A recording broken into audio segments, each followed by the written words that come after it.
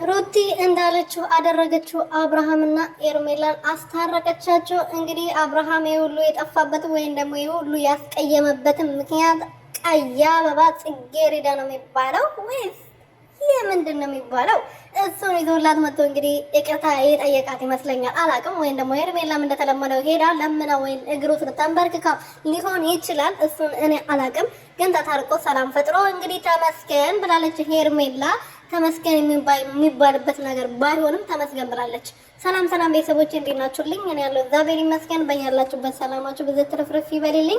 ለዚህ ቤት ለዚህ ቻናል አዲስ የሆናችሁ ሰብስክራይብ እያደረጋችሁ ላይክ እያደረጋችሁ ቤተሰብ ሁኑ እና ሄርሜላና አብርሃም እንግዲህ በዚህ አይነት መልኩ ተታርቆ ሰላም ፈጥሮ አበባ ሰጥተዋት አበባውን አቅፋ እሷ መጣለች ማለት ነው። ትናንትና እንደዛ ድብድብ እንዳልተፈጠረ ዛሬ ደግሞ ምን ተፈጥሮ በምን ተታርቆ ምን ተባብሎ እንደመጡ ባናቅም ማታ ቪዲዮ ላይ የምናይ ይሆናል አብረን።